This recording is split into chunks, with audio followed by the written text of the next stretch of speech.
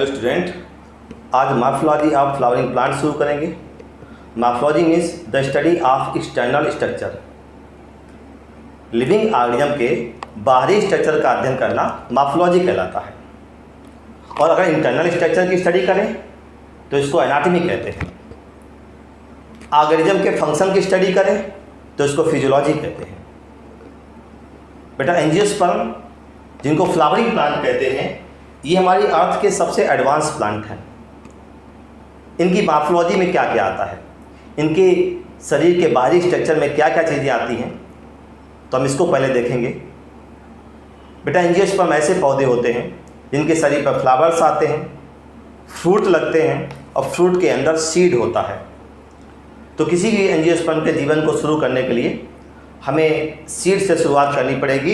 हम सीड देते हैं। अगर बेटा किसी बीज को लिया जाए, किसी सीड को लिया जाए और सीड को जमीन के अंदर, मिट्टी के अंदर अगर इसको दबा दें तो कुछ समय के बाद सीड अंकुरित हो जाता है, जर्मिनेट कर जाता है। ये जर्मिनेट कैसे करता है? इस बीज को हमने मिट्टी के नीचे दबा दिया। बेटा, इस सीड के अंदर एक लाइव पार्ट होता है, जीवित पार्ट होता है, जिसको एम्ब्रियो कहते हैं। क्या बोलते हैं? एम्ब्रियो।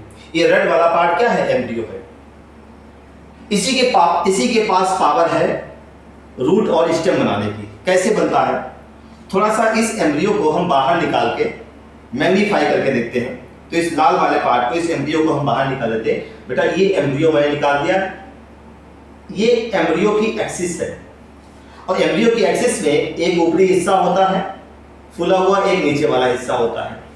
जो ऊपरी हिस्सा है बेटा, इस हिस्से को हम लोग प्लीन्यूल बोलेंगे, इसको प्लीन्यूल कहते हैं।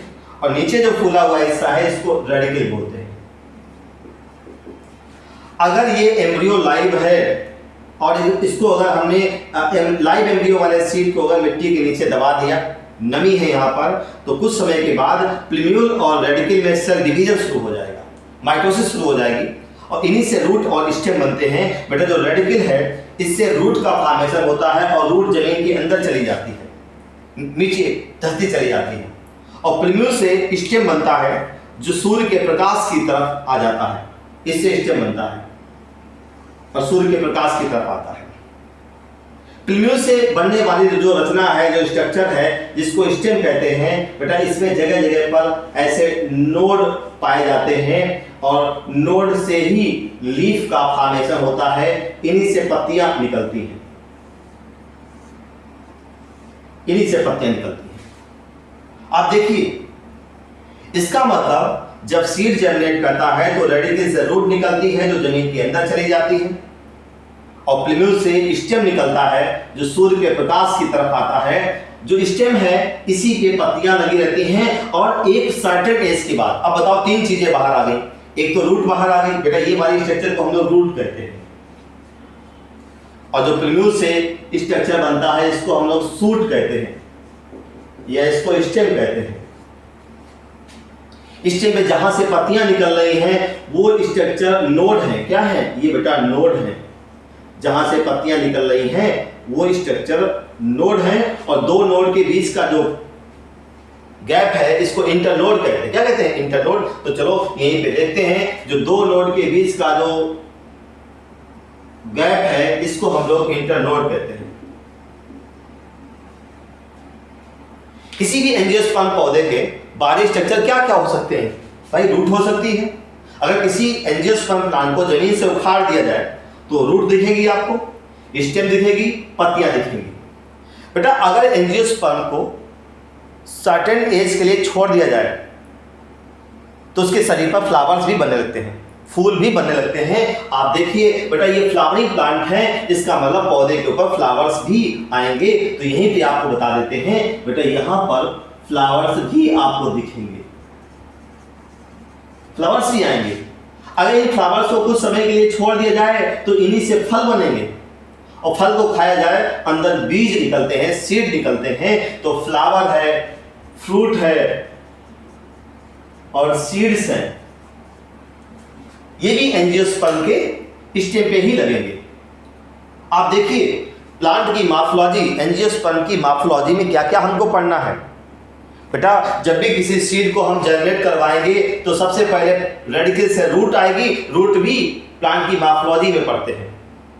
इस प्लिम्यूल से स्टेम आएगा, सूट आएगा, इस सूट को भी हम मॉर्फोलॉजी में पढ़ते हैं। और सूट पे जगह जगह पर नोड होते हैं, नोड से पत्तियां निकलती हैं, लीफ को भी हम मॉर्फोलॉजी में ही पढ़ेंगे, लीव्स। फिर आगे चल के इनमें फ्लावर्स आएंगे, फ्रूट आएंगे, सीड आएंगे, ये भी पौधे की मॉर्फोलॉजी में ही पढ़ेंगे। आप देखिए बेटा यहां पे पौधे के शरीर में जो रूट, स्टेम और लीफ है, इसका मेन काम होता है पौधे में न्यूट्रिशन देना, पौधे में ग्रोथ करवाना और पौधे को मेंटेन करना, इनका काम होता है। और जो रूट, स्टेम और लीफ होते हैं, ये एंजियोस्पर्म प्लांट के वेजिटेटिव पार्ट हैं या वेजिटेटिव ऑर्गन हैं। और जो इनके शरीर पे फ्लावर, फ्रूट और सीड है, इनमें जो फ्लावर है बेटा ये रिप्रोडक्टिव पार्ट है। अगर इस पौधे को, किसी नए पौधे को जन्म देना है, इस पौधे से कोई नया पौधा बनाना है, तो फ्लावर्स होने चाहिए, फ्लावर से ही फल बनेंगे और फल के अंदर बीज होंगे। Flower is a reproductive part. तो कहते हैं जो फ्लावर, फ्रूट और सीड होते हैं, ये बेटा होते हैं रिप्रोडक्टिव ऑर्गन या रिप्रोडक्टिव पार्ट होते हैं। क्या होते हैं? Reproductive part. और रिप्रोडक्टिव पार्ट से नई संतान बनती है, ठीक है। और जो लीफ, रूट और स्टेम है, ये वेजिटेटिव पार्ट है। क्या है? Vegetative part. तो आपको ये बता दें बेटा, प्लांट के शरीर में रूट, स्टेम और लीफ ये वेजिटेटिव पार्ट होते हैं। और वेजिटेटिव पार्ट ये पौधे को न्यूट्रिशन देंगे। भाई रूट क्या करती हैं? रूट जमीन से पानी है, मिनरल्स हैं, इनको सोखती हैं और सोख के प्लांट को दे देती है। ये न्यूट्रिशन के लिए रिस्पॉन्सिबल है। पौधे की पत्तियां खाना बनाती हैं, फोटोसिंथेसिस करती हैं, ये न्यूट्रिशन में सहायक है। तो जो वेजिटेटिव पार्ट होते हैं, ये न्यूट्रिशन के लिए, ग्रोथ के लिए और मेंटेनेंस के लिए ये पार्ट होते हैं। कभी पूछा जाए कि एंजियोस्पर्म प्लांट में रूट, स्टेम, लीफ क्या रिप्रोडक्टिव ऑर्गन है? नहीं, ये वेजिटेटिव ऑर्गन है। जबकि फ्लावर, फ्रूट और सीड रिप्रोडक्टिव ऑर्गन्स होते हैं। अब बेटा अगर एंजियोस्पर्म को देखा जाए, एंजियोस्पर्म के शरीर में एक हिस्सा ऐसा है जो जमीन के अंदर है, एक हिस्सा ऐसा है जो जमीन के अंदर है जिसको रूट सिस्टम कहते हैं, और एक हिस्सा ऐसा है जो जमीन के बाहर है, जो सूर्य के प्रकाश की तरफ आ गया, इसको शूट सिस्टम कहते हैं। तो जो ऊपर वाला हिस्सा है जिसमें लीफ, स्टेम, फ्लावर, फ्रूट और सीड लगे हैं, जमीन से ऊपर वाले हिस्से को हम लोग शूट सिस्टम बोलते हैं, और जमीन से अंदर वाले हिस्से को रूट सिस्टम बोलते हैं। तो पौधे के शरीर के दो पार्ट हो गए, एक बेटा हो गया रूट सिस्टम, और ऊपर वाला हिस्सा क्या हो गया? Shoot system. शूट सिस्टम हो गया। अगर हम पूरे एंजियोस्पर्म को, शरीर को देखें, किसी एंजियोस्पर्म को जमीन से उखाड़ें तो आपको यही सारी चीज दिखेंगी।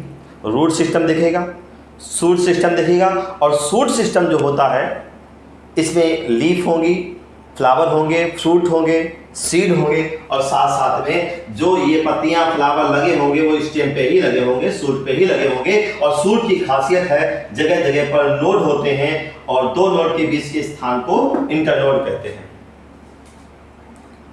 अगर बेटा एंजियोस्पर्म की दुनिया में जाएं, एक ऐसे जंगल में जाए जहां एंजियोस्पर्म की दुनिया है, तो एंजियोस्पर्म में डाइवर्सिटी है, कई प्रकार के एंजियोस्पर्म आपको दिखेंगे। तो वैज्ञानिकों ने एंजियोस्पर्म को किस तरीके से क्लासिफाई किया, इस पे थोड़ा सा हम डिस्कशन करते हैं। बेटा अगर किसी हम ऐसे फॉरेस्ट में जाए जहां पर कई सारे एंजियोस्पर्म होंगे, तो एंजियोस्पर्म को साइंटिस्ट, वैज्ञानिकों ने क्लासिफाई किया। कैसे क्लासिफाई किया, कितने प्रकार के एंजियोस्पर्म हो सकते हैं, इसके बारे में आपको थोड़ा बता देते हैं। टाइप ऑफ एंजियोस्पर्म, जो एंजियोस्पर्म होते हैं,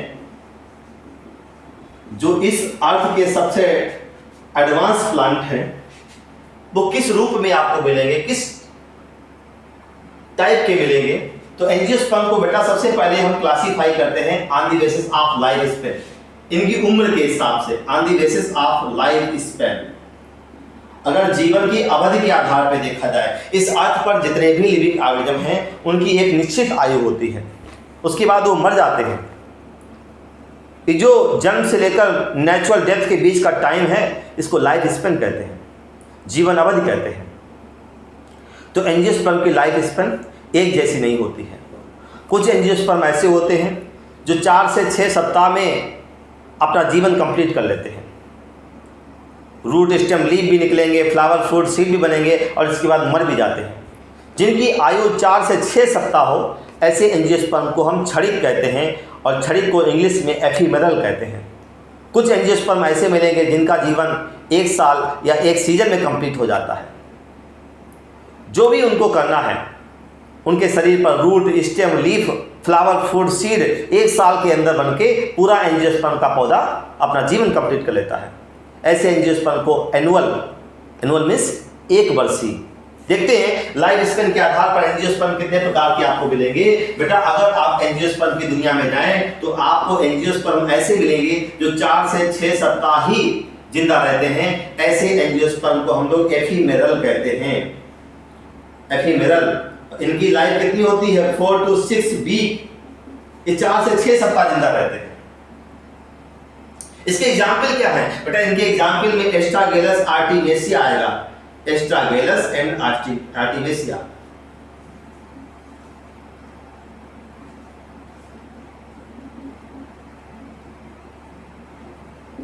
एस्ट्रागेलस आर्टिमेसिया। इसके बाद जो एंजियोस्पर्म अपना जीवन कंप्लीट करते हैं 1 साल में या 1 सीजन में, ऐसे एंजियोस्पर्म को हम लोग एनुअल कहते हैं। अगर आप कृषि के बारे में, एग्रीकल्चर के बारे में थोड़ा भी जानते हैं, आप देखिए बेटा गेहूं है, चावल है, मक्का है, राइस है, ये सब 1 सीजन में ही अपना जीवन पूरा कर लेते हैं। 4 से 6 महीने में अपना जीवन कंप्लीट कर लेते हैं। ऐसे एंजियोस्पर्म को हम लोग एनुअल कहते हैं। एग्जाम्पल क्या आएगा? आपको लर्न करने की आवश्यकता नहीं है बेटा। चना है, गेहूं है, चावल है, मक्का है, ये सारे एनुअल प्लांट होते हैं। क्लियर? इसके बाद में अगर हम बात करें बाइनियल प्लांट की, ऐसे पौधे भी आपको मिलेंगे जो अपना जीवन 2 सीजन या 2 साल में कंप्लीट करते हैं। ऐसे पौधों को हम लोग बाइनियल प्लांट कहते हैं। Biennial plant. और बाइनियल प्लांट में आपको एग्जाम्पल बताते हैं। इसमें बेटा टर्निप आएगा, इसमें रेडिश आएगी, रेडिश मीन्स मूली,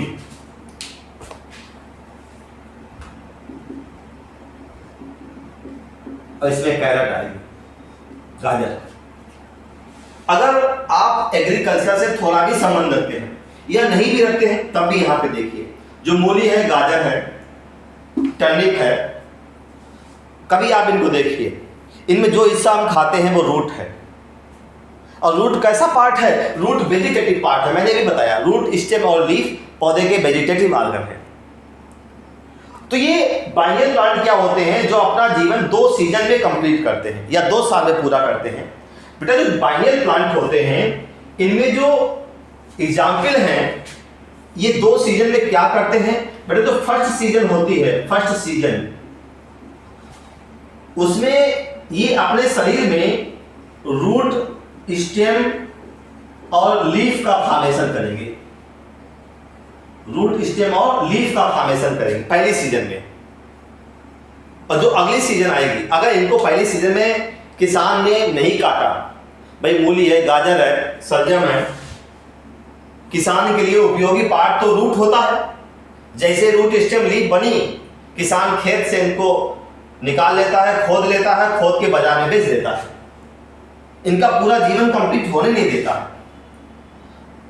बेटा अगर रिप्रोडक्टिव फेज आएगी पौधे के जीवन में, रिप्रोडक्टिव फेज कब आएंगे? जब फ्लावर आएंगे, और ये फ्लावर आने ही नहीं देते हैं। अगर कोई किसान धोखे से भी किसी एक पौधे को छोड़ दे, उसको वेजिटेटिव फेज में ना काटे, तो बेटा वो अगले सीजन में फ्लावर फ्रूट और सीड देगा। बेटा जो ये जो बाइनियल प्लांट होते हैं, अगर इनको पहली सीजन में छोड़ दिया जाए तो जो सेकेंड सीजन आती है,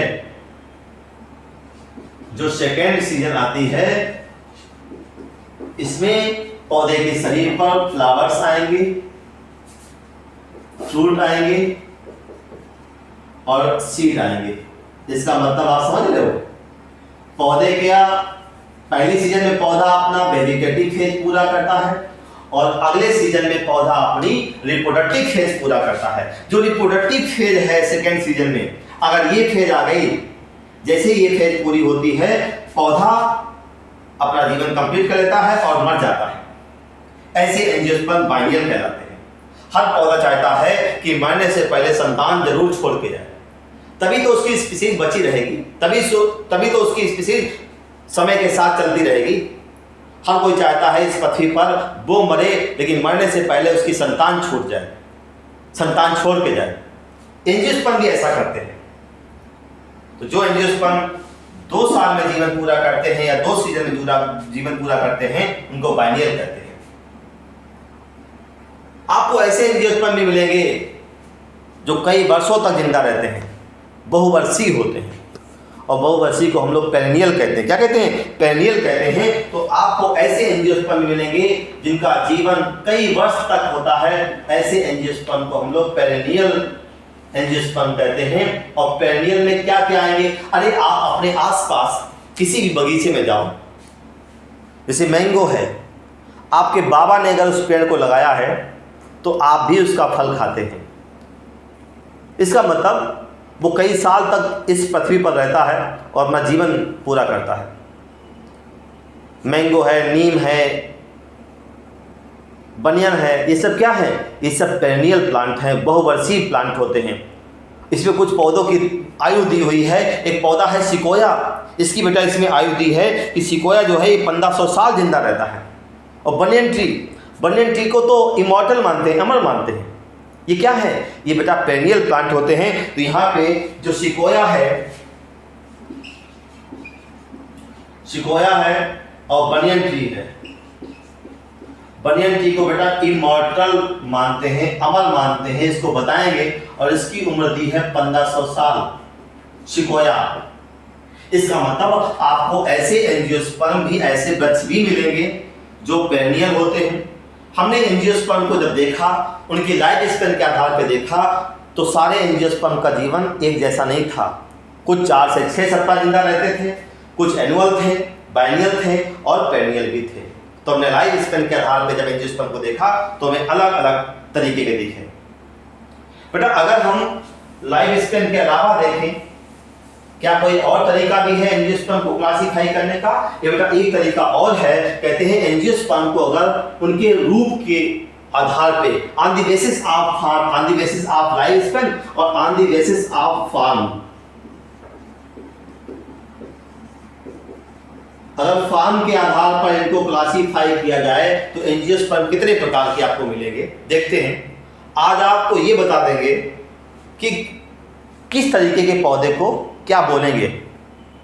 अगर कोई पौधा, अगर आप बगीचे में जाएं, कोई पौधा बहुत छोटा हाइट का हो, 60 हाइट का हो, देखने में हरा भरा लगे, छूने में बड़ा कोमल लगे, डेलिकेट लगे, ऐसे एंजियोस्पर्म को हम हर्ब कहते हैं। क्या कहते हैं? हर्ब कहते हैं। अगर बेटा कोई पौधा 60 है, छोटी हाइट का है, डेलिकेट है, डेलिकेट मीन्स नाजुक है,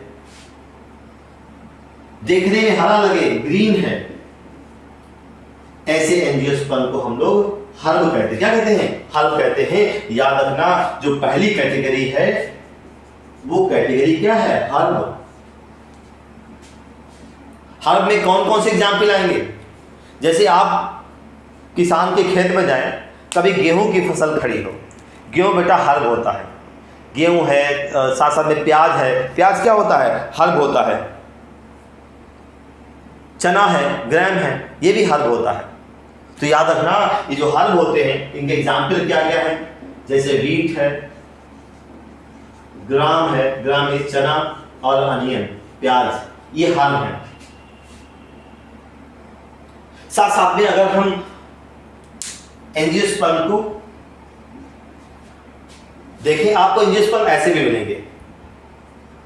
एक एंजियोस्पर्म की कैटेगरी ऐसी है जिसमें पौधा ज्यादा हाइट का नहीं होता है, मॉडरेट हाइट का होता है, मीडियम हाइट का होता है। अगर कोई एंजियोस्पर्म पौधा मीडियम हाइट वाला है, उसका जो स्टेम है ग्रीन नहीं, वुडी स्टेम है। कैसा है? वुडी स्टेम,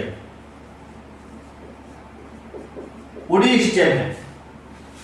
और इस पौधे में अगर देखा जाए, जैसे मान लो ये मैंने गमला यहाँ पे लिया, ये गमला लिया और इस गमले में कोई पौधा है, मान लो हमने यहाँ पे सीड डाला, ये सीड जर्मिनेट किया, रूट अंदर चली गई, स्टेम बाहर निकल के आई, स्टेम पे जगह जगह पर नोड होते हैं और बेटा जहां नोड है वहीं से पत्तियां निकलती हैं। इस पौधे में क्या होगा, जो दूसरी कैटेगरी है, ये पौधा ज्यादा हाइट का नहीं होता है, लेकिन इसमें जो ब्रांचेज होती हैं, जो शाखाएं होती हैं, ये शाखाएं बेस से ही निकलने लगती हैं। जैसे ही पौधा अंकुरित हुआ शाखाएं निकलने लगती है, ऐसे ब्रांचें निकलने लगती है। ऐसे इसमें जो मेन ट्रंक है, जो मेन स्टेम है, जिसको ट्रंक कहते हैं, ये वाला ये जो पार्ट है इसको ट्रंक कहते हैं। ये ट्रंक यहाँ पे क्लियर नहीं दिखाई देता है क्योंकि शाखाएं बेस से ही निकलने लगती हैं। यहाँ पे कह सकते हैं ट्रंक जो होता है नॉट क्लियर, साफ दिखाई नहीं देता है, because branches arises from the base।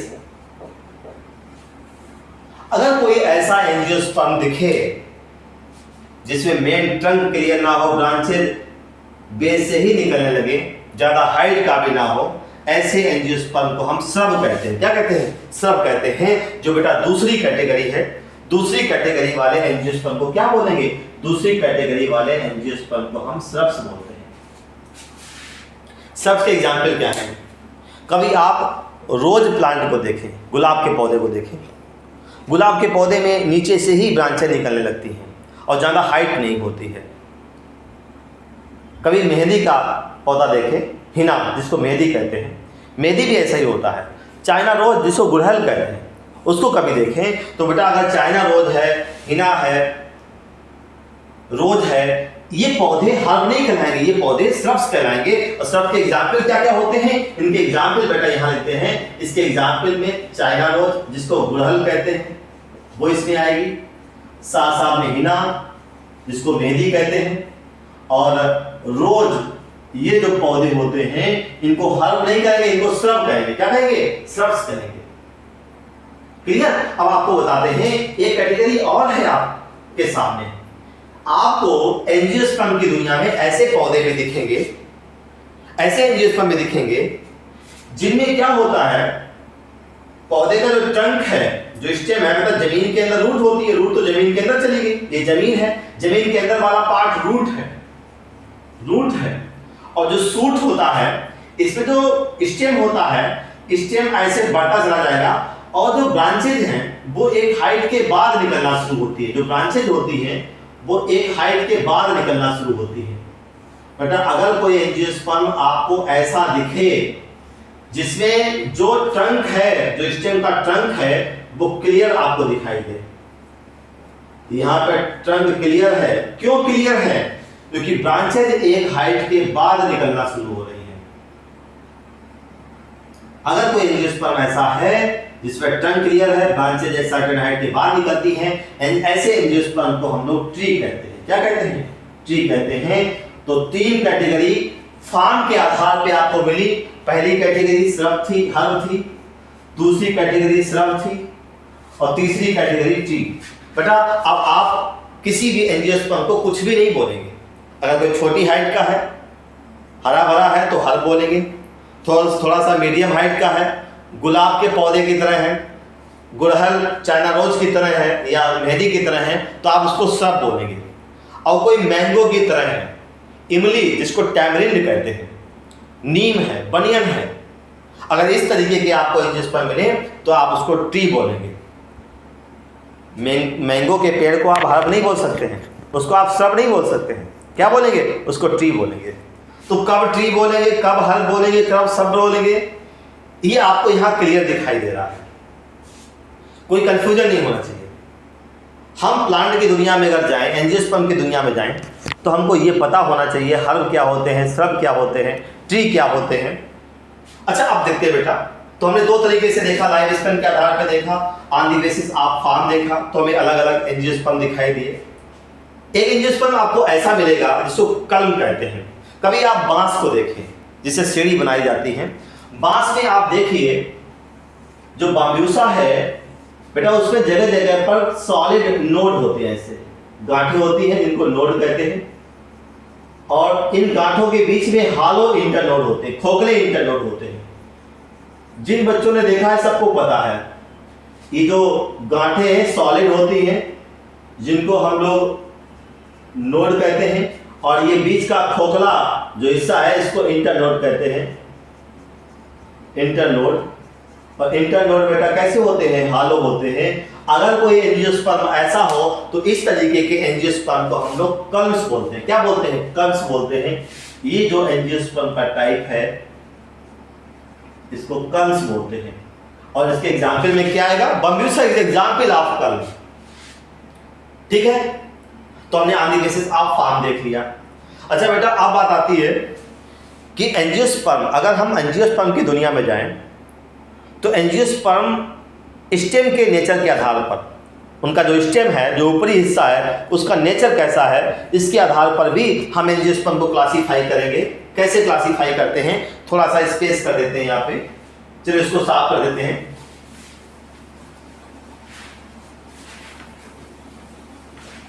On the basis of nature of stem, nature के स्टेम के आधार पर, स्टेम के स्वभाव के आधार पर, on the basis of nature of stem,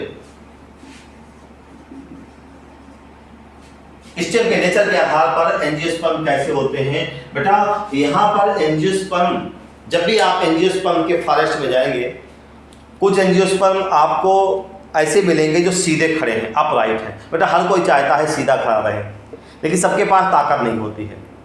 जो एंजियोस्पर्म का स्टेम मजबूत होता है, अपने वजन को होल्ड कर सकता है, वो एंजियोस्पर्म सीधे खड़े होते हैं। और सीधे खड़े रहने वाले एंजियोस्पर्म को हम लोग इरेक्ट बोलते हैं। इरेक्ट मीन्स होता है सीधे खड़े रहना, इरेक्ट मिलेंगे आपको। सारे एंजियोस्पर्म इरेक्ट नहीं थे। और कौन कौन सी कैटेगरी मिलेगी?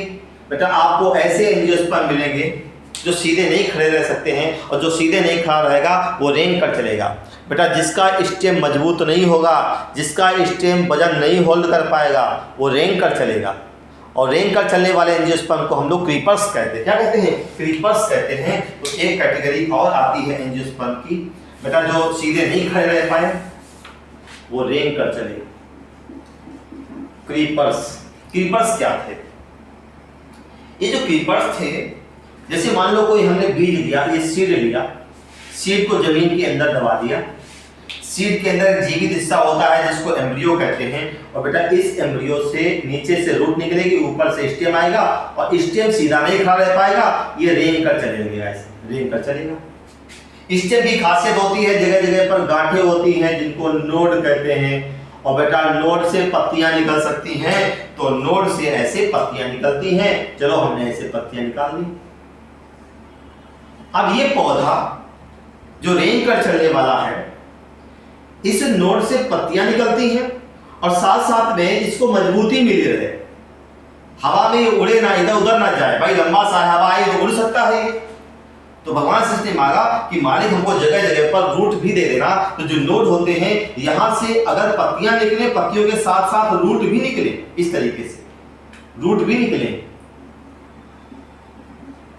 तो समझ जाना ये क्रीपर है। क्या है ये? क्रीपर है।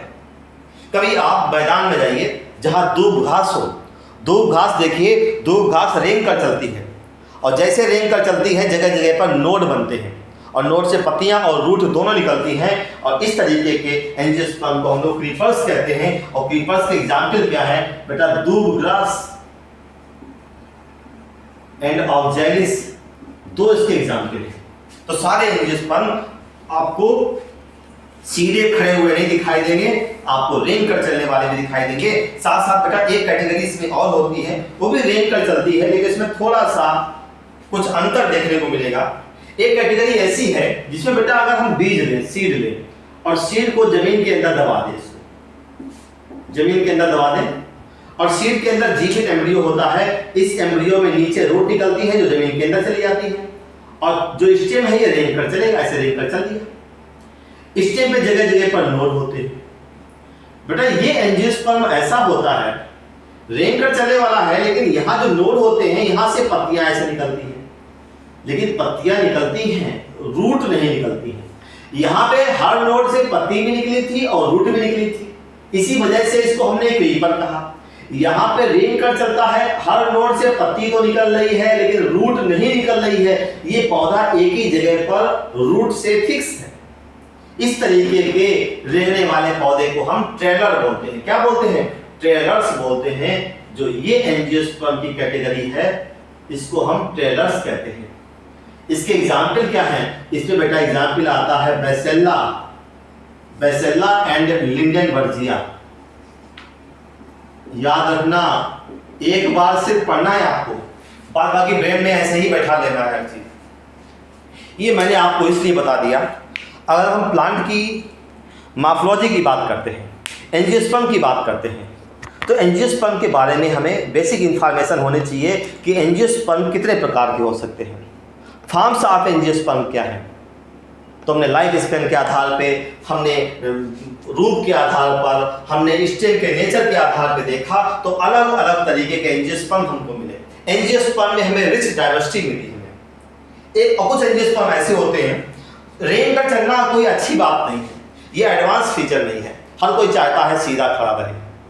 बेटा ये जो रेन कर चलने वाले एंजियोस्पर्म थे, ये भगवान से बोले कि मालिक कब तक हम रेन कर चलेंगे, हमको भी सीधा खड़ा कर दो। ये गॉड से बोले मालिक हम भी चाहते हैं सीधे खड़ा रहना।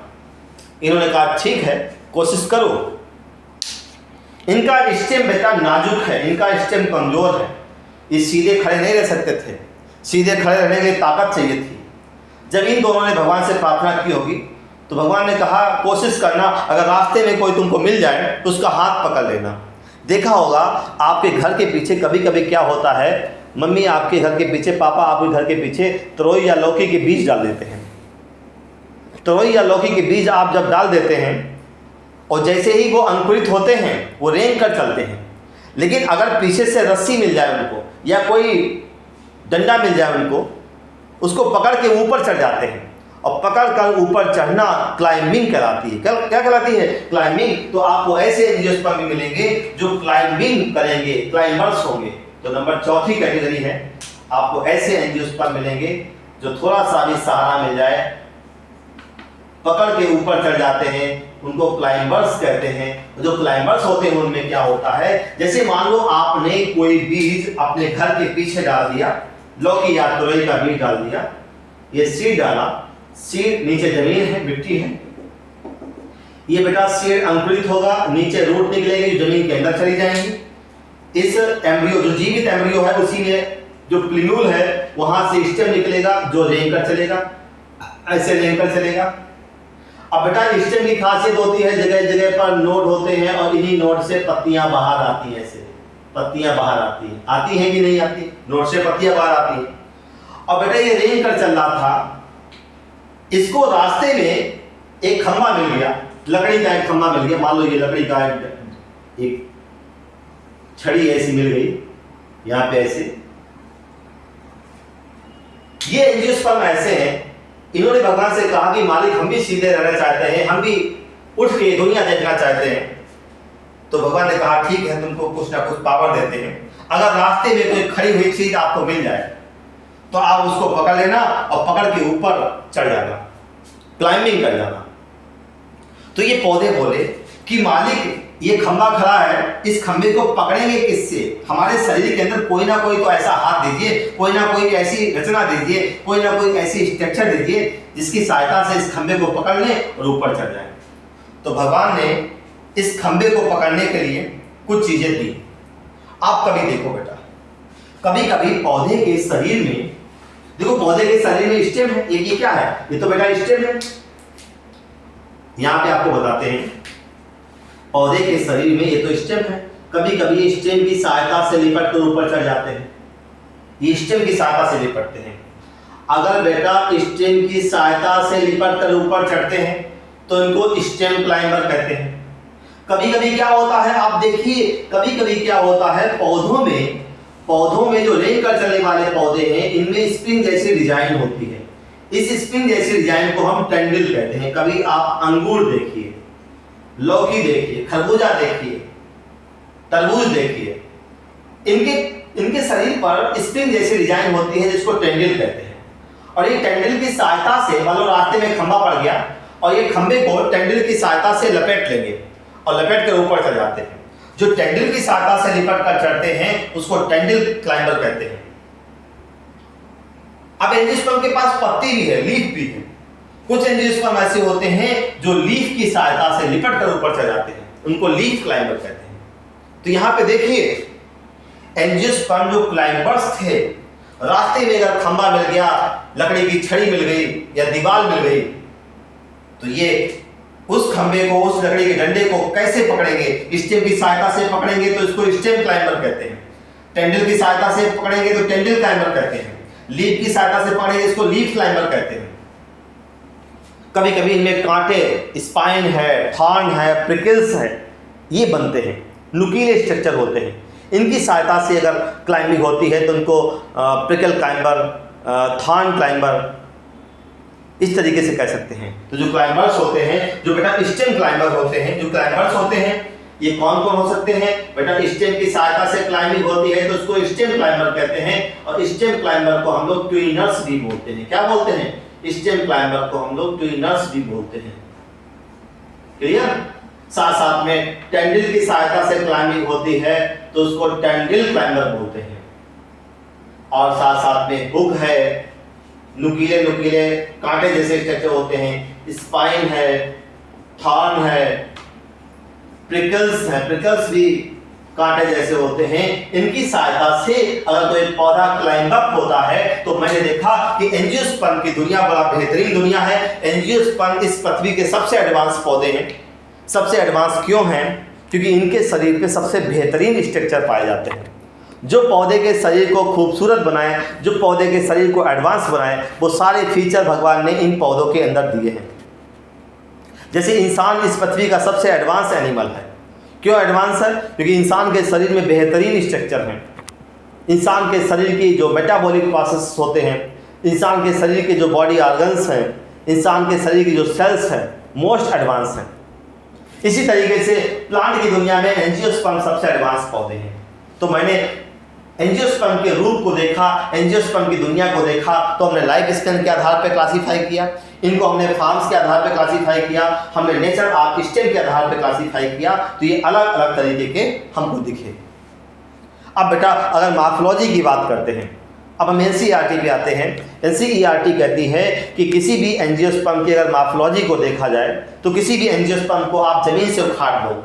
एक हिस्सा जो जमीन के अंदर था उसको रूट सिस्टम कहते हैं, जो जमीन के बाहर है उसको शूट सिस्टम कहते हैं। तो एंजियोस्पर्म की मॉर्फोलॉजी में सबसे पहले हम बात करेंगे रूट की, क्योंकि किसी भी सीड को जब हम अंकुरित करते हैं, जर्मिनेट करते हैं, तो सबसे पहली रचना जो बाहर आती है सीड से निकलकर वो रूट होती है। रूट कहाँ से बनती है? मैंने लेक्चर की शुरुआत में ही बताया था कि सीड के अंदर एक जीवित पार्ट होता है जिसको एम्ब्रियो कहते हैं, और उस एम्ब्रियो में एक तरफ रेडिकल होता है जहां से रूट बनती है, और एक तरफ प्लूम्यूल होता है जहां से स्टेम बनता है, और स्टेम के ऊपर लीफ, फ्लावर, फ्रूट और सीड लगे रहते हैं। क्लियर? तो चलो देखते हैं कि रूट की मॉर्फोलॉजी में क्या क्या आता है।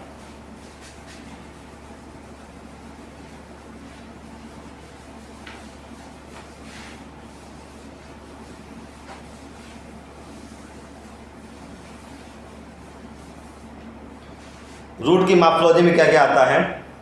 अगर हम एंजियोस्पर्म का जीवन शुरू करें तो हम सीड से जीवन शुरू करेंगे। बेटा हमने क्या किया, एक सीड लिया और सीड को जमीन के अंदर ऐसे दबा दिया।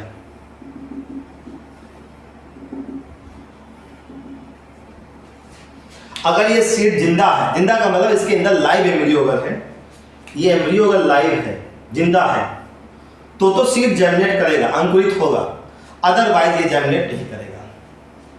मान लो ये जिंदा सीड है, मिट्टी के नीचे दबा दिया, तो ये जो एम्ब्रियो है इसके ऊपर की तरफ प्लूम्यूल होता है, नीचे की तरफ रेडिकल होता है। अब ये सीड अगर जीवित है तो ये जर्मिनेट करेगा। ये जो रेडिकल है यहां से बेटा रूट निकलती है जो जमीन के अंदर चली जाती है। और प्लिम्यूल से स्टेम निकलता है जो जमीन के ऊपर आता है, जमीन के ऊपर आता है, और इस पे जगह जगह पर गांठें होती हैं जिनको नोड कहते हैं, और इन्हीं नोड से पत्तियां निकलती हैं। यही तो मैंने शुरुआत में डायग्राम बना के दिखाया था। मेरा जो टॉपिक है आज का वो है root, morphology of root. Topic क्या है? रूट। चलो देखते हैं। इसका मतलब रूट कहां से निकलती है बेटा? रेडिकल से। जिस स्ट्रक्चर से एम्ब्रियो के, जिस स्ट्रक्चर से जो लाल वाला पार्ट है जो जीवित है इसको एम्ब्रियो कहते हैं, इसके रेडिकल में अगर डिवीजन हो जाए, रेडिकल में अगर माइटोसिस हो जाए तो रूट बनती है, और प्लिम्यूल में अगर डिवीजन हो जाए तो स्टेम बनता है, सूट बनती है।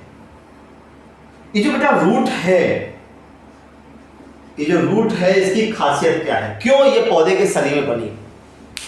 जब एंजियोस्पर्म को भगवान बना रहे थे तो एंजियोस्पर्म बोला, भगवान हम खाना पानी कहां से लेंगे, हम मिनरल्स कहां से लेंगे, कहां से चीजें एब्जॉर्ब करेंगे? तो भगवान ने कहा जमीन से।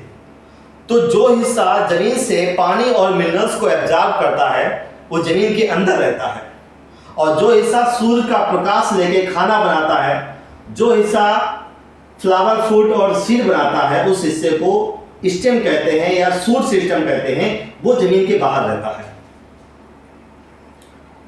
रूट की विशेषता क्या है बेटा? स्टेम की विशेषता है, ये जो सूट है, इस सूट की विशेषता है इस सूर्य के प्रकाश की तरफ आता है। जो सूर्य की तरफ या सूर्य के प्रकाश की तरफ मूव करे उसको पॉजिटिवली फोटोट्रॉपिक कहते हैं। क्या कहते हैं? Positively phototropic. स्टेम की खासियत है बेटा, जगह जगह पर नोड और इंटर नोड होते हैं, नोड एंड इंटर नोड।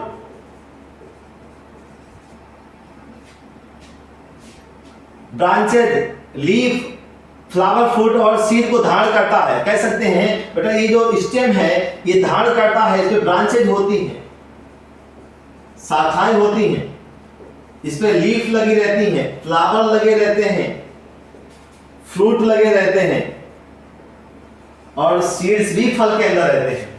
इसका मतलब फल है, फ्लावर है, पत्तियां हैं, शाखाएं हैं, ये सब स्टेम के ऊपर ही लगे रहते हैं। स्टेम का कुछ ना कुछ हिस्सा ग्रीन होता है, हरा होता है, कुछ ना कुछ पार्ट ग्रीन होता है, और जो पार्ट ग्रीन है वो फोटोसिंथेसिस कर सकता है। जो हिस्सा जमीन के बाहर था जिसको सूट सिस्टम बोला गया बेटा, ये आपको ग्रीन भी मिलेगा आपको। और जो जमीन के अंदर है, जो हमारा टॉपिक है आज का, जो जमीन के अंदर है वो बेटा रेडिकल से बना। ये सूट बना किससे? Arises from plumule. थोड़ा सा आपको मैंने यहाँ पे अंतर बता दिए रूट और स्टेम के, इसलिए बता दिए, आगे काम आएंगे आपके। स्टेम प्लिम्यूल से अराइज होता है जबकि रूट रेडिकल से अराइज होता है। अब रूट के बारे में देखते हैं कि रूट क्या है बेटा। जो जमीन के अंदर हिस्सा है जिसको रूट कहते हैं, अगर उसकी बात करी जाए, देखो आप खुद ही बताओ रूट जमीन के अंदर जाना है, जो चीज ग्रेविटी की तरफ जाती है उसको पॉजिटिवली जियोट्रॉपिक बोलते हैं। क्या बोलते हैं? पॉजिटिवली जियोट्रॉपिक बोलते हैं। तो चलो हम रूट की अगर बात करें बेटा, रूट कैसी होती है? Root arises from radical. कहां से निकलती है? Arises from radical.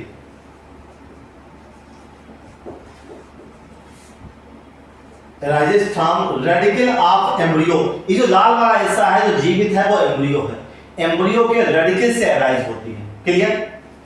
साथ साथ में रूट पे नोड और इंटर नोड नहीं होते हैं, node and inter node absent होते हैं। यहां पर नोड और इंटर नोड नहीं पाए जाते हैं। जो रूट होती है ग्रेविटी की तरफ जाती है, इसको पॉजिटिवली जियोट्रॉपिक कहते हैं। पानी की तरफ, जिधर पानी है उधर जाती है, इसलिए इसको पॉजिटिवली हाइड्रोट्रॉपिक भी कहते हैं। Positively geotropic and hydrotropic. अरे भाई हाइड्रो मींस पानी,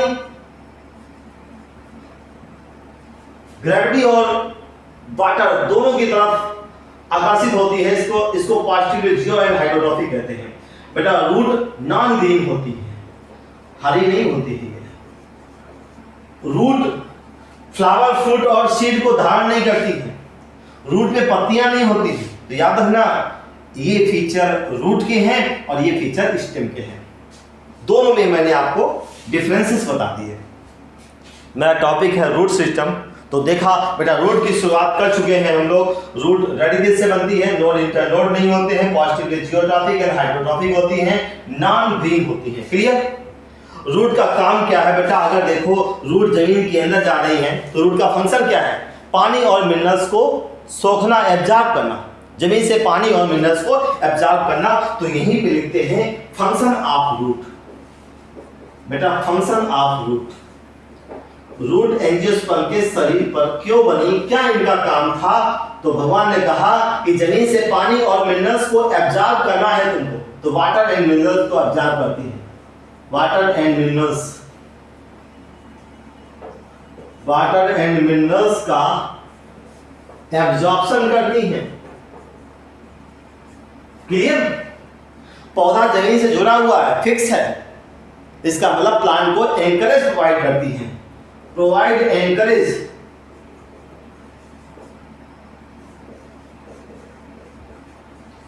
ये एंकरेज प्रोवाइड करती है।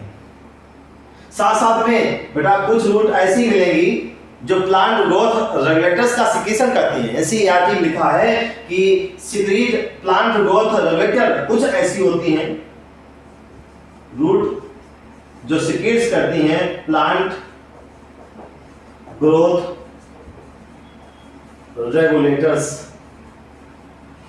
जब हम लोग प्लांट की फिजियोलॉजी पढ़ेंगे तो वहां पे प्लांट हार्मोन आते हैं, तो आपको ऐसी रूट भी मिलेगी जो प्लांट ग्रोथ रेगुलेटर्स, जिनको पीजीआरस कहते हैं, इनका सिक्रीशन भी रूट करती हैं। तो ये काम है रूट के, ये फंक्शन है ये रूट के।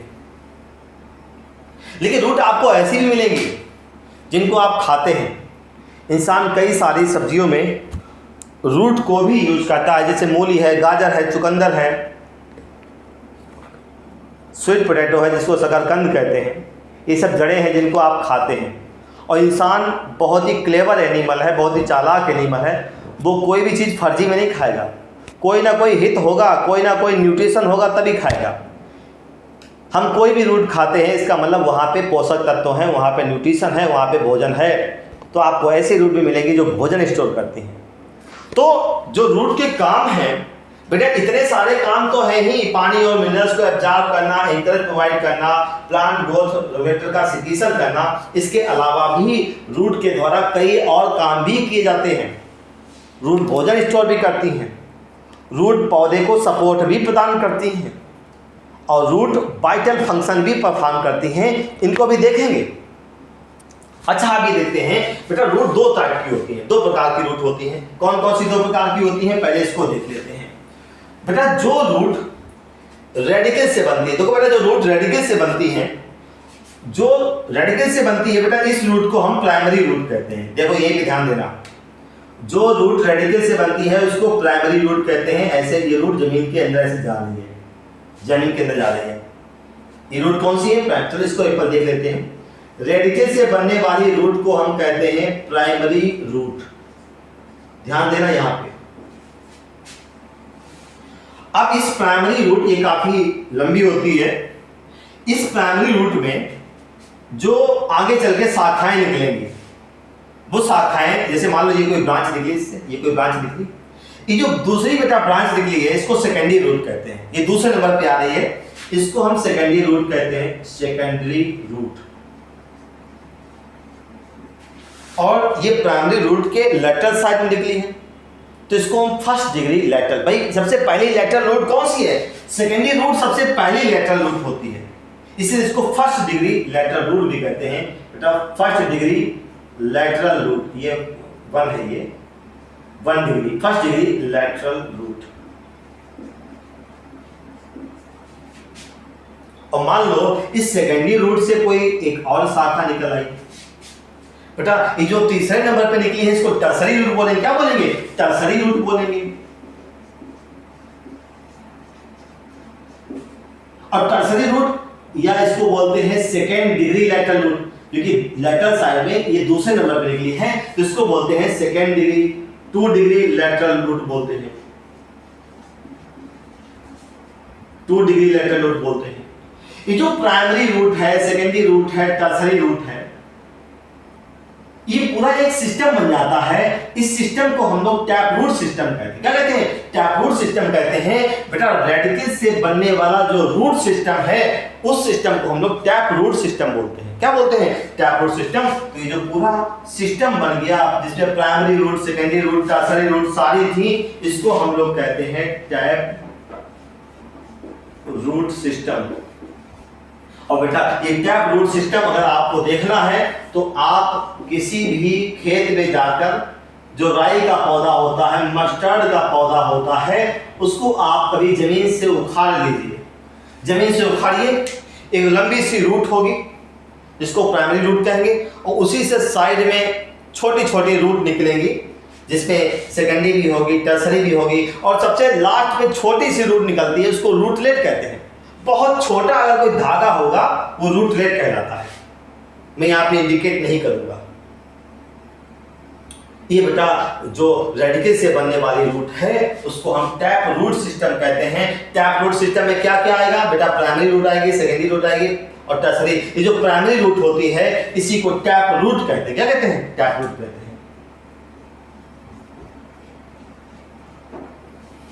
ज्यादातर ये डाइकाट प्लांट में मिलती हैं, मोस्टली फाउंड इन डाइकाट। जो टैप रूट होती हैं, टैप रूट कहाँ होती है? इसके एग्जाम्पल की बात करें, टैप रूट पाई जाती हैं mostly in dicot plant. Dicot plant में पाई जाती है। क्लियर?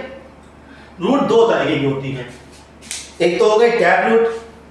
बेटा कभी कभी क्या होता है, आपको ऐसा भी मिलेगा, कभी कभी रूट जो प्राइमरी रूट होती है वो अल्प आयु वाली होती है। नीट 2020 अभी जो पेपर हुआ है उसमें क्वेश्चन पूछा गया था, जो मैं बताने जा रहा हूं।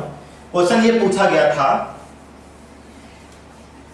कि फाइब्रस रूट क्या होती है, ये क्वेश्चन था, आपको बताने जा रहे हैं। बेटा कभी कभी आपको ऐसा भी मिलेगा कि रेडिकल से बनने वाली रूट जिसको प्राइमरी रूट कहते हैं वो अल्प आयु वाली होती है, शॉर्ट लिव्ड होती है। क्या है? देखो दिखाते हैं आपको। जैसे मान लो बेटा ये सीड है, इस सीड के अंदर लाइव एम्ब्रियो है, इस लाइव एम्ब्रियो ने जनरेट होना शुरू किया, रेडिकल से रूट बनी, प्लीम्यूल से स्टेम बना और स्टेम ऊपर की तरफ निकल के आ गया। जगह जगह पर नोड थे, इन नोड से ऐसे पत्तियां निकली। ये हिस्सा जमीन के अंदर है, ये हिस्सा जमीन के अंदर है। ये जो बेटा रेडिकल से बनने वाली जो प्राइमरी रूट थी, ये जो प्राइमरी रूट थी, यहां पर प्राइमरी रूट अल्प आयु वाली है, शॉर्ट लिव्ड। शॉर्ट लिव्ड है, कुछ समय के बाद मर जाएगी। तो जो बेटा प्राइमरी रूट है, रेडिकल से बनने वाली रूट है, वो मर गई, वो मर गई। अब बचा क्या? अब बचा प्लीम्यूल से बनने वाली रचना जिसको स्टेम कहते हैं, वो बची।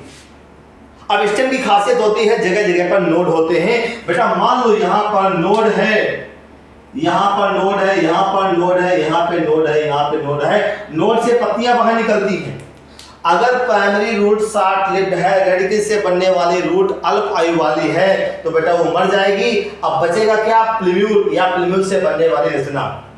और प्लीम्यूल की खासियत होती है जगह जगह पर नोड होते हैं। अब बेटा यहां पर क्या होता है, जो बेसल नोड है, जो सबसे नीचे की तरफ नोड होता है, बेसल नोड, वहां से फाइबर जैसी कई सारे धागे जैसी ऐसी जड़ें निकलती हैं। ऐसे ये जो जड़ें होती हैं स्टेम के बेसल नोड से निकलती हैं। बेसल नोड से जो जड़ें निकलती हैं, ऐसी जड़ों को हम फाइब्रस रूट कहते हैं। फाइब्रस रूट कहते हैं। और ये फाइब्रस रूट अगर देखना है, आप किसी किसान के खेत में अगर गेहूं हो, गेहूं के पौधे को अगर जमीन से उखाड़िए, आपको ऐसी धागे जैसी फाइबर जैसी जड़ें दिखेंगी। ऐसी जड़ों को फाइब्रस रूट कहते हैं। ये रेडिकल से नहीं बनी है, ये स्टेम के बेसल नोड से बनी है। और बेटा यही क्वेश्चन पूछा गया था नीट 2020 में। अभी जो पेपर हुआ था 13 सितंबर को, उसी में ये क्वेश्चन पूछा गया था कि स्टेम के बेस से, बेसल नोड से निकलने वाली जो जड़ें होती हैं, वो जड़ों को क्या कहते हैं? आंसर था फाइब्रस रूट कहते हैं। और ये कहाँ पाई जाती हैं? गेहूं में पाई जाती हैं। बेटा ये ज्यादा जमीन के अंदर नहीं जाती हैं, ये सरफेस पे ही रहती है, सरफेस फीडर होती है, ये ज्यादा गहराई में नहीं जाती है। ये क्वेश्चन पूछा गया था। तो आपको यहाँ पे फाइब्रस रूट भी दिखाई दी, आपको यहाँ पे टैप रूट भी दिखाई दी। बेटा फाइब्रस रूट पाई जाती है मोनोकाट में। कहाँ पाई जाती है? मोनोकाट में मिलती है। एक रूट ऐसी भी मिलेगी जो रेडिकल से बनती ही नहीं है। जो रूट बेटा रेडिकल से ना बन के पौधे के किसी और पार्ट से बने उनको एडवेंटिशियस रूट कहते हैं। क्या कहते हैं? एडवेंटिशियस रूट कहते हैं। तो जो रूट रेडिकल से नहीं बनती है, प्लांट के किसी अदर पार्ट से बनती है, स्टेम से बनती है, लीफ से बनती है, उनको हम लोग एडवेंटिशियस रूट कहते हैं। तो सबसे पहला हो गया टैप रूट। क्या हो गया? Tap root. ये पहला नंबर था टैप रूट। यहां पे मैंने फाइब्रस रूट की बात करी, मोनोकाट में थी। तीसरी कैटेगरी है एडवेंटिशियस रूट। चलो इनको भी देख लेते हैं। एडवेंटिशियस रूट क्या है?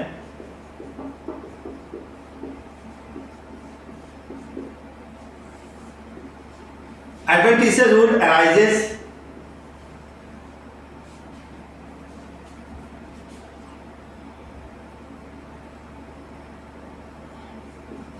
from plant parts other than radicle।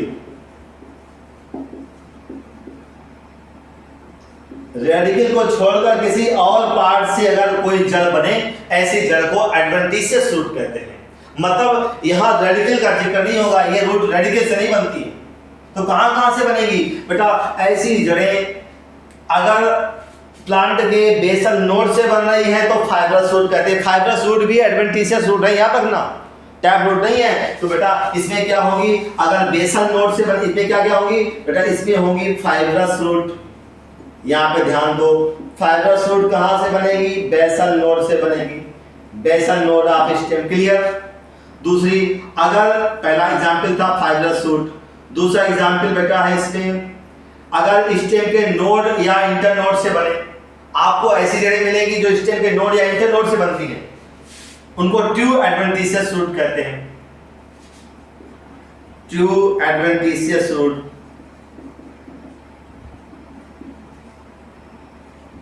ये कौन सी होगी?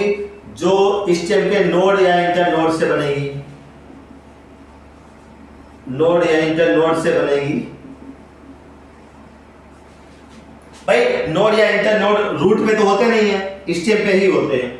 जर्नी नोड से बनती है। अगर कोई जड़ नोड से बन रही है, स्टेम से बन रही है, तो उसको ट्रू एडवेंटिशियस रूट कहते हैं।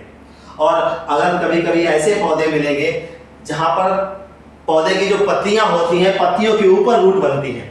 अगर रूट का फॉर्मेशन या रूट लीफ से अराइज होती है, ऐसी रूट को हम फोलियर रूट कहते हैं। फोलियर मीन्स होता है लीफ। तो याद रखना, जो रूट पत्तियों से अराइज होती है फोलियर रूट। तो आपको बताते हैं एक रूट और है फोलियर रूट। और जो फोलियर रूट होती हैं ये पत्ती से अराइज होती हैं। कहां से? लीफ से अराइज होती हैं। अराइजेस फ्रॉम लीफ, पत्ती से अराइज होती हैं। ऐसी रूट को फोलियर रूट कहते हैं। और फोलियर रूट के एग्जाम्पल कौन कौन से हैं यहीं पे लिख देते हैं। बेटा फोलियर रूट में आते हैं ब्रायोफिल्लम और बिगोनिया। बेटा एग्जाम्पल है ब्रायोफिल्लम और बिगोनिया। दो पौधे ऐसे होते हैं जिनकी पत्तियों के ऊपर रूट पाई जाती है। ठीक है, तो हमने देखा कि अगर रूट रेडिकल से नहीं बनती है तो उसको एडवेंटिशियस बोलते हैं। अगर रेडिकल से बनती है तो उसको टैप रूट कहते हैं। और अगर टैप रूट या प्राइमरी रूट अल्प आयु वाली है तो स्टेम के बेस से फाइब्रस रूट निकलती है जो एडवेंटिशियस ही कहलाएंगी।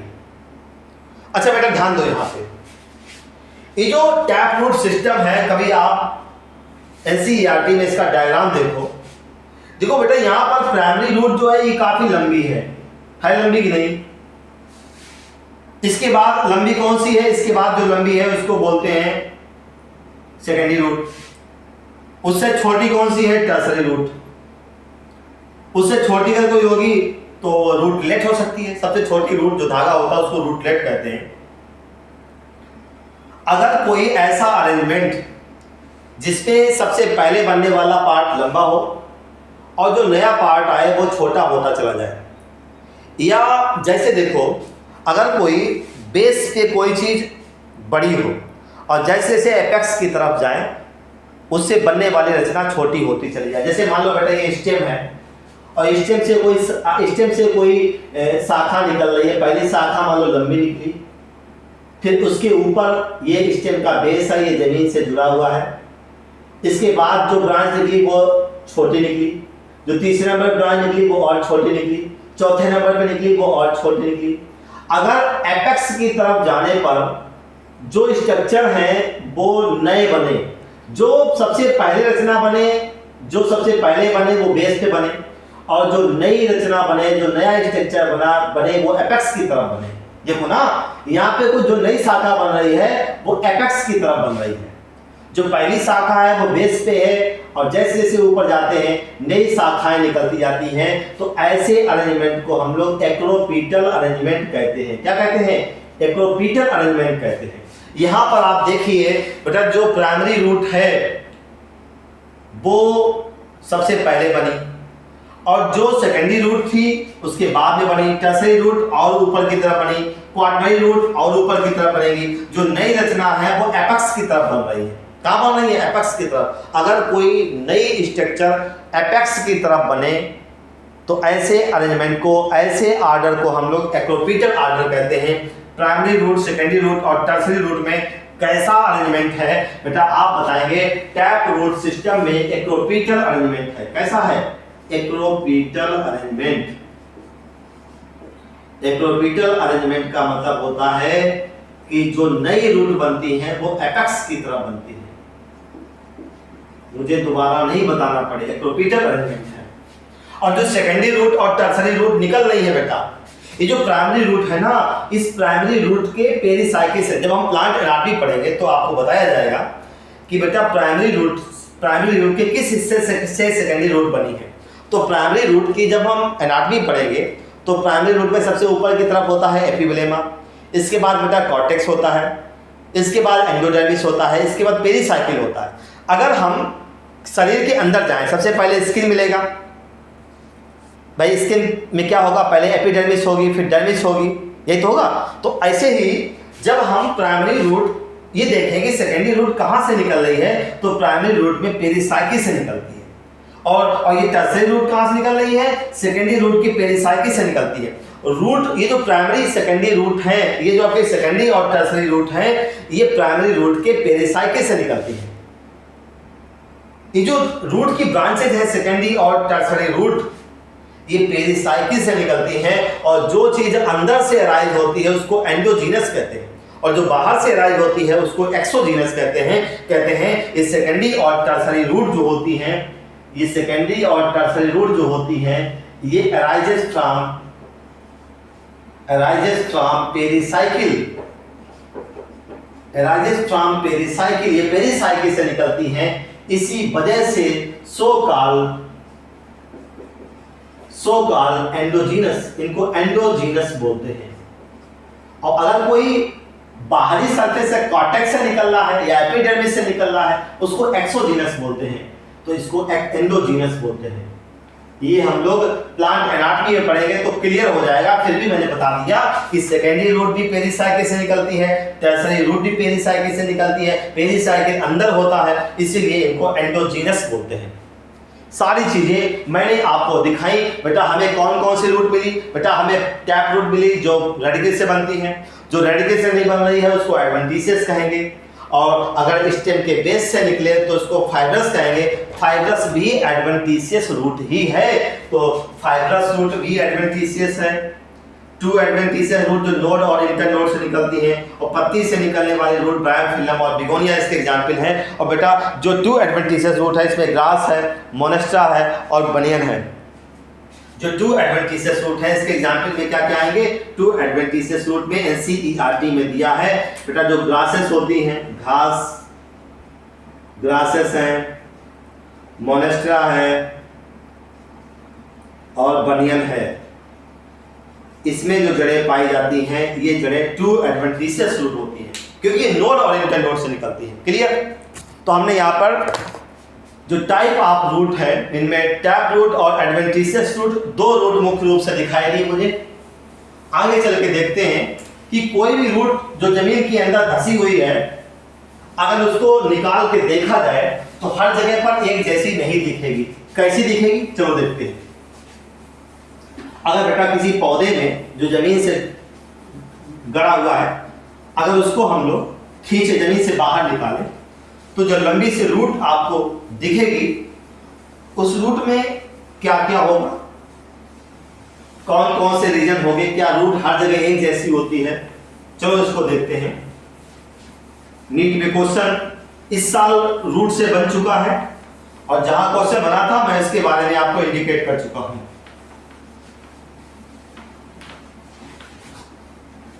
अगला पार्ट जो हम लोग पढ़ने जा रहे हैं वो ये है कि किसी भी रूट को अगर जमीन से खींचे तो रूट कैसे दिखाई देती है।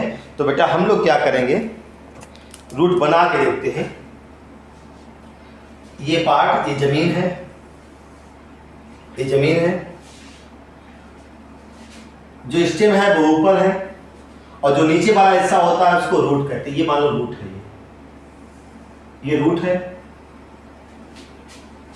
ये स्टेम है, इसी पे शाखाएं ऐसी निकली होती है, पत्तियां लगी होंगी, ऐसे बना देते हैं जिससे आपको फीलिंग आ जाए। जमीन के ऊपर वाला हिस्सा शूट कहलाता है, जमीन के नीचे वाला हिस्सा रूट कहलाता है। अब रूट को हमने जमीन से अगर निकाल लिया, इसका एक्सरे किया, तो कैसे दिखती है इसको रूट।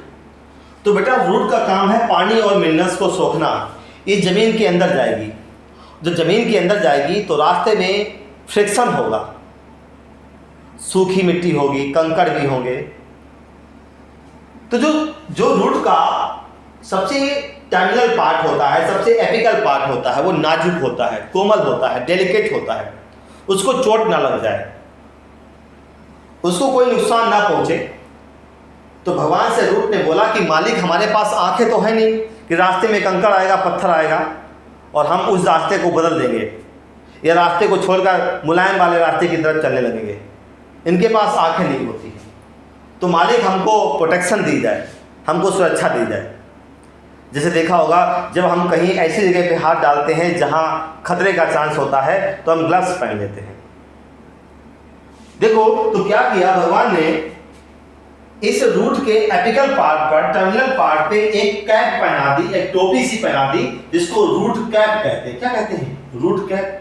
तो रूट के सबसे टर्मिनल पार्ट पे, एपिकल पार्ट पे एक हिस्सा पाया जाता है जिसको रूट कैप कहते हैं, और इसका मेन काम बेटा होता है प्रोटेक्शन करना, प्रोटेक्शन करना, protection of tender apex, protection of tender apex. Root का जो एपिकल पार्ट होता है उस पार्ट की सुरक्षा करना रूट कैप का काम होता है।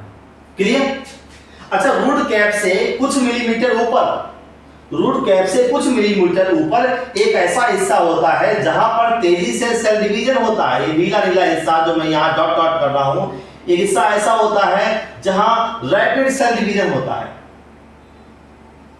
रिपीटेड सेल डिवीजन, बार बार सेल डिवीजन होता है। और जहां सेल डिवीजन होता है इस हिस्से को हम लोग कहते हैं मेरिस्टेमेटिक रीजन। क्या कहते हैं, मेरिस्टेमेटिक रीजन कहते हैं। इस मेरिस्टेमेटिक रीजन में क्या होता है, सेल डिवाइड करती है। यहां क्या होता है, repeated cell division, repeated cell division या रैपिड सेल डिवीजन होता है यहां पे। और इस यहां की जो मेरिस्टेमेटिक रीजन की जो सेल होती है, ये सेल छोटी होती है। कैसी होती है, मेरिस्टेमेटिक रीजन की जो बेटा सेल होती है, यहां की जो सेल होती हैं, सेल्स स्मॉल साइज की होती हैं। जो मेरिस्टेमेटिक रीजन की सेल होती है वो स्मॉल साइज की होती हैं। सेल के ऊपर जो दीवार होती है वो थिन होती है। सेल की दीवार थिन, सेल वॉल, सेल की दीवार होती है वो थिन होती है। और सेल के अंदर जो प्रोटोप्लाज्म भरा हुआ है, जो लिक्विड भरा है, वो डेंस होता है। सेल के अंदर जो प्रोटोप्लाज्म भरा है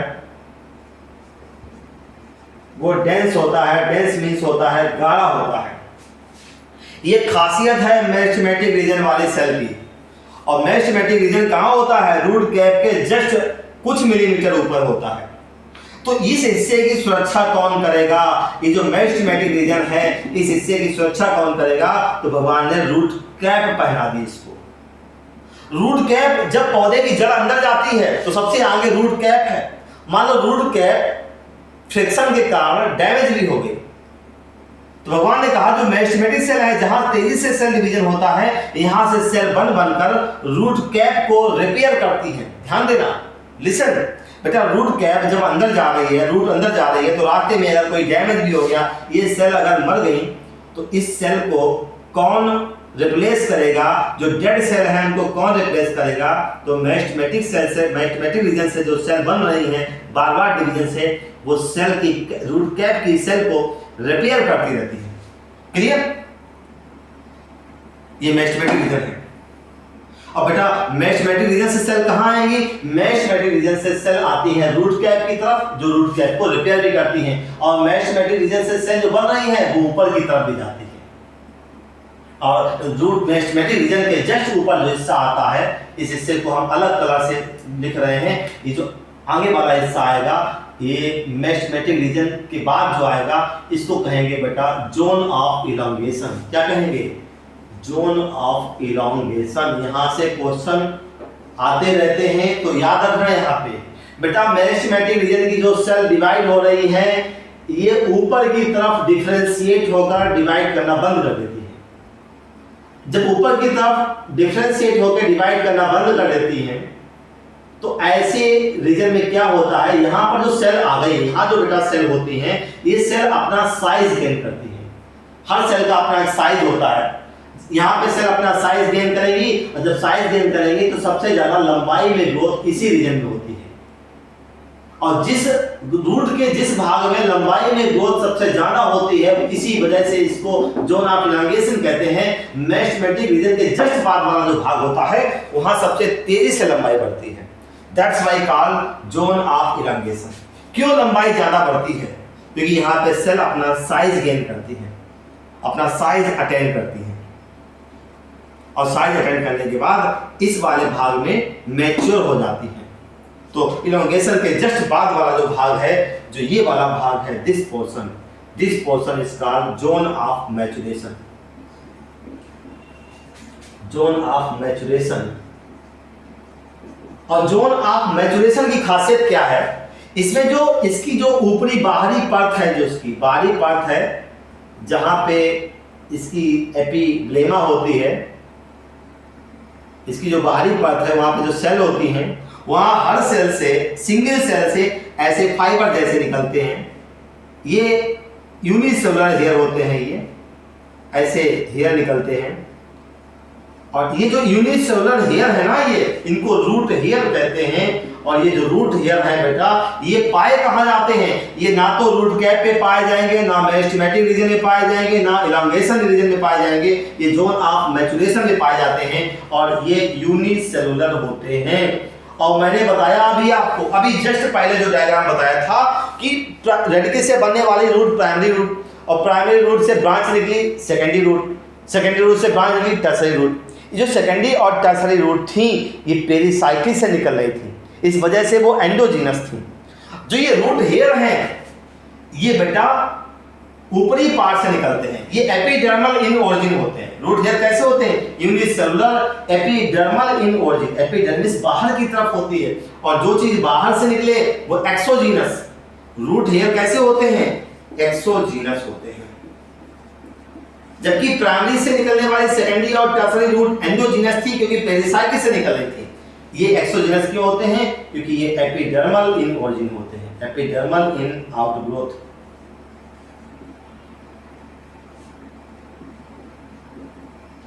या एपिडर्मल इन ओरिजिन, दोनों में अंतर है। Unicellular epidermal in origin, that's why called endogenous, exogenous कहते हैं। तो आपसे पूछा जा सकता है कभी कभी कि बेटा रूट में कितने जोन पाए जाते हैं, कितने रीजन पाए जाते हैं? सबसे ऊपर की तरफ सबसे टर्मिनल पार्ट पर रूट कैप पाया जाता है, जिसका काम प्रोटेक्शन करना है मेरिस्टेमेटिक रीजन की। अगर रूट कैप की सेल डैमेज हो गई तो मेरिस्टेमेटिक सेल रूट कैप की सेल को रिपेयर कर देती है। रूट कैप के कुछ मिलीमीटर ऊपर मेरिस्टेमेटिक रीजन आता है जहां तेजी से सेल डिवीजन होता है। यहाँ की सेल छोटी होती हैं, बाल थिन होती है, प्रोटोप्लाज्म डेंस होता है। मेरिस्टेमेटिक रीजन के ऊपर इलांगेशन होता है, सबसे ज्यादा लंबाई में वृद्धि यहीं पे होती है। जोन ऑफ इलांगेशन के ऊपर मैचुरेशन होता है, मैचुरेशन में रूट हेयर पाए जाते हैं। इस पूरे रूट में सबसे ज्यादा पानी और मिनरल्स का एब्जॉर्प्शन कहाँ होगा? जहां रूट हेयर होंगे। बेटा इस भाग में जोन ऑफ मैचुरेशन में पानी और मिनरल्स का एब्जॉर्प्शन, वाटर एंड मिनरल्स का एब्जॉर्प्शन मैक्सिमम होता है, सबसे ज्यादा होता है इस भाग में, क्योंकि यहाँ पे रूट हेयर ज्यादा होंगे, ज्यादा रूट हेयर होंगे, ज्यादा सरफेस एरिया होगा, पानी और मिनरल्स ज्यादा खींचे जाएंगे। क्लियर? तो हमने यहां बताया कि अगर रूट को जमीन से खींचो तो इतने आपको पार्ट दिखाई देंगे। ये जो रूट कैप है इसके बारे में बता दें। बेटा रूट कैप जो है इसका काम प्रोटेक्शन करना है। इनकी जो सेल होती है ये म्यूसिलेज सिक्रेट करती है, म्यूसिलेज सिक्रेट करती है। लार जैसा चिपचिपा पदार्थ सिक्रेट करती हैं। इसका काम क्या होता है बताओ? अगर रूट अंदर जा रही है और अंदर कहीं ड्राइनेस है, किसी ड्राई चीज में अंदर घुसना कठिन है, और अगर कोई चीज चिकनी है, लुब्रिकेटिंग है, तो आसानी से जा सकती है। तो भगवान से इस रूट कैप ने मांगा कि मालिक रास्ते में ड्राइनेस आती है तो ड्राइनेस को कैसे कॉम्बैट करें, ड्राइनेस से कैसे छुटकारा पाएं। तो भगवान ने कहा चलो तुम्हारी सेल में म्यूसिलेज बनेगा और ये म्यूसिलेज निकाल कर लुब्रिकेट कर लेना रास्ते को। तो ये पैसेज को, अंदर जाने वाले पैसेज को लुब्रिकेट करती हैं जिससे रूट आसानी से पहुंच सके। कितनी बढ़िया बॉडी बनाई है भगवान ने। जैसे इंसान की बॉडी बनाई है बेहतरीन, ऐसे ही प्लांट के शरीर को भी स्पेशल फीचर दिए हैं। इसी वजह से एंजियोस्पर्म एडवांस प्लांट है। और आपको बता दें, अगर इस पौधे, किसी भी पौधे को जमीन से उखाड़ो, जैसे मान लो ये पौधा खड़ा है, ये पौधा खड़ा है, ये इसकी रूट है और ये पौधा खड़ा है। इसको अगर पूरा उखाड़ के आपने जमीन पे ऐसे फेंक दिया, ऐसे फेंक दिया, गिरा दिया, ऐसे गिरा दिया, ये इसकी पत्तियां हैं, ऐसे गिरा पड़ा हुआ है, ये इसकी रूट है, ऐसे गिरा पड़ा हुआ है। ऐसे कुछ समय के बाद क्या होगा?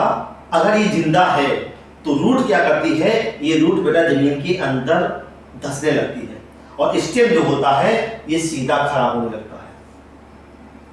कभी महसूस करिए, कभी आप किसी किसान के खेत में जाइए, कभी कभी आंधी या तूफान आता है, फसल गिर जाती है, तो जो गिरा हुआ स्टेम है वो सूर्य के प्रकाश की तरफ सीधा खड़ा हो जाएगा और जो रूट है वो जमीन के अंदर जाने का प्रयास करती है। इसका मतलब इस रूट को पता है कि ग्रेविटी किधर है। कोई ना कोई तो ऐसा है जो ग्रेविटी का एहसास करवाता है। स्टेम प्रकाश की तरफ जाएगा, रूट जमीन के अंदर जाएगी। इनके पास में कोई सेंसर लगा हुआ है।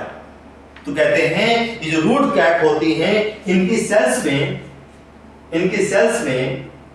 स्टार्च ग्रेन पाई जाती है। Starch grain for gravi perception, starch grain for gravi perception. Gravity को महसूस करना, ग्रेविटी का एहसास करना ग्रेवी परसेप्शन कहलाता है। ये रूट कैप में पाई जाती है। Starch grain for gravi perception present in cells of root cap.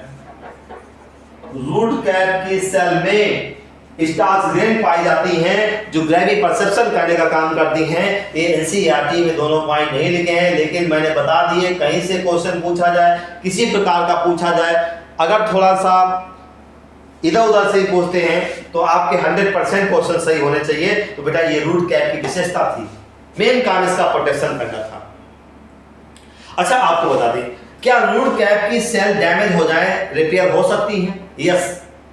Repair कैसे होंगी? ये मेरिस्टेमेटिक सेल जो होती हैं, जो डिवाइड करती हैं, वो रूट कैप को रिपेयर करती रहती है। अब बेटा अब बात आती है, रूट कैप का काम है प्रोटेक्शन करना। जो पौधे जमीन पर रहते हैं, टेरेस्ट्रियल प्लांट होते हैं, वहाँ तो प्रोटेक्शन करने की आवश्यकता है, क्योंकि ज़मीन के अंदर जाएगी तो फ्रिक्शन भी मिलेगा, ड्राइनेस भी मिलेगी, कंकड़ पत्थर भी मिलेंगे। तो जो पौधे टेरेस्ट्रियल थे उनमें तो रूट कैप पाई गई। रूट कैप थिम्बल शेप होती है। बेटा रूट कैप को हम कैलिप्ट्रा भी कहते हैं। यहाँ पे एक पॉइंट देते हैं, root cap is also called calyptra. और ये थिम्बल शेप होती है।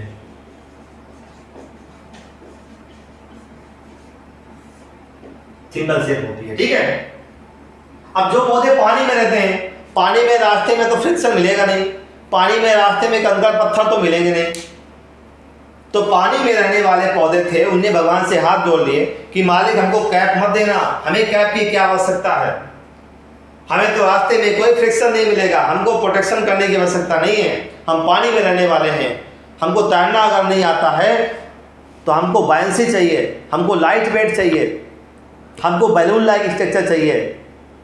बेटा अगर आपको तैरना नहीं आता है, आपके शरीर पे बैलून बांध दिए जाए, गुब्बारे बांध दिए जाएं और पानी में डाल दिया जाए तो आप डूबेंगे नहीं, क्योंकि बैलून आपको बायंसी प्रोवाइड करते हैं। तो जो पौधे एक्वाटिक प्लांट थे उनमें रूट कैप की जगह हवा से भरी हुई रूट पॉकेट पाई जाती है। तो याद रखना कि जो बेटा रूट कैप थी, रूट कैप absent इन एक्वाटिक प्लांट, एक्वाटिक प्लांट्स में रूट कैप नहीं पाएगी। तो अब रूट कैप की जगह क्या पाया गया? रूट पॉकेट पाए गए। absent in root aquatic plant, in aquatic plant जल में रहने वाले पौधे, in aquatic plant root pocket was present. Root pocket पाए जाते हैं एक्वाटिक प्लांट में, और रूट पॉकेट का काम होता है लाइट वेट प्रदान करना, बायंसी प्रोवाइड करना। इनमें हवा से भरी हुई सेल होती है जिनको एरेनकाइमा कहते हैं। बेटा ये जो होती हैं ये डूबने से बचाती हैं, provide buoyancy.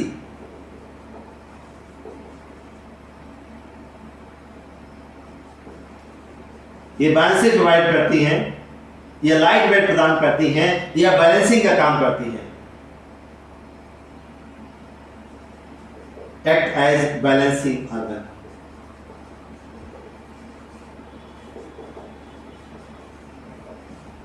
Help in balancing, ये बैलेंसिंग में हेल्प करती है। रूट पॉकेट की आवश्यकता जल में रहने वाले पौधों में थी। जल में कौन रहता है? जैसे आइकार्निया है, पिस्टिया है, लेमना है, तो ये रूट पॉकेट कहाँ पाई जाती हैं? इनके एग्जाम्पल अगर देखें तो बेटा एग्जाम्पल में था लेमना और पिस्टिया, इनमें रूट पॉकेट पाई जाती है in place of root cap. तो हमने एक रूट को जमीन से खींच कर देखा, अलग अलग जोन हमको मिले, अलग अलग रीजन मिले। इस रीजन से अगर क्वेश्चन पूछा जाता है बेटा आपका सही होना चाहिए। अगर आपसे क्वेश्चन पूछे कि सबसे एपिकल पार्ट पे कौन होता है जिसका काम प्रोटेक्शन करना है, आंसर आता है रूट कैप। रूट कैप से कुछ मिलीमीटर ऊपर जहाँ तेजी से सेल डिवीजन होता है मेरिस्टेमेटिक रीजन होता है, इसके जस्ट ऊपर लंबाई में ग्रो कराने के लिए इलांगेशन रीजन होता है, इसके जस्ट ऊपर जोन ऑफ मैचुरेशन होता है, इसको जोन ऑफ डिफरेंशिएशन भी कहते हैं, जोन ऑफ रूट हेयर भी कहते हैं, क्योंकि यहाँ रूट हेयर निकलते हैं और ये रूट हेयर एक्सोजीनस होते हैं क्योंकि एपिडर्मिस से बनते हैं, जबकि प्राइमरी और सेकेंडरी रूट जो टैप रूट से निकल रही थी वो एंडोजीनस थी because arises from pericycle. Clear? इस तरीके से हमने रूट की जो अंदर की जो रीजन थे वो देखे। अच्छा अब बताते हैं बेटा रूट का काम होता है पानी मिनरल्स को सोखना, प्लांट को एनकरेज प्रदान करना, प्लांट ग्रोथ रेगुलेटर्स का सिक्रीशन करना। अब देखते हैं कि जो हमारी रूट होती हैं ये इसके अलावा और काम भी कर सकती है। देखा होगा जब भी आप खाना खाते हैं, खाने की थाली में भी रूट आप खाते हैं, इसका मतलब रूट भोजन भी स्टोर करती है, रूट में फूड भी होता है, और जिन रूट में फूड होता है इसका मतलब वो भोजन स्टोर कर रही है। कुछ रूट ऐसी भी मिलेंगी जो सपोर्ट प्रदान करती हैं, और आपको ऐसी रूट भी मिलेंगी जो वाइटल फंक्शन परफॉर्म करती हैं। तो अगली हेडिंग है मॉडिफिकेशन ऑफ रूट। रूट को भगवान ने बनाया था कि मालिक मुझे क्या करना है। भगवान ने कहा पानी और मिनरल्स को सोखना है, जमीन से पौधे को फिक्स करना है, मतलब एनकरेज प्रदान करना है, और प्लांट ग्रोथ रेगुलेटर का सिक्रीशन करना है। तो रूट बोली मालिक इतने काम करके हम रहेंगे तो इंसान हमारी इज्जत नहीं करेगा। अगर कोई पृथ्वी पर लिविंग ऑर्गेनिज्म है और इंसान के लिए उपयोगी है तो इंसान उसकी केयर करता है, इंसान उसकी देखभाल करता है। इंसान उसके जीवन में कई सारे परिवर्तन लाने का प्रयास करता है, क्योंकि इस पृथ्वी पर सबसे एडवांस एनिमल अगर कोई है, सबसे एडवांस कोई रचना अगर है तो वो इंसान है। हर कोई चाहता है इंसान के काम आ जाए। तो रूट भगवान से बोले कि मालिक हम इंसान के काम आए, हमें कुछ ऐसी शक्ति दीजिए। तो भगवान ने कहा चलो तुम्हारे अंदर फूड का स्टोरेज करवा देते हैं।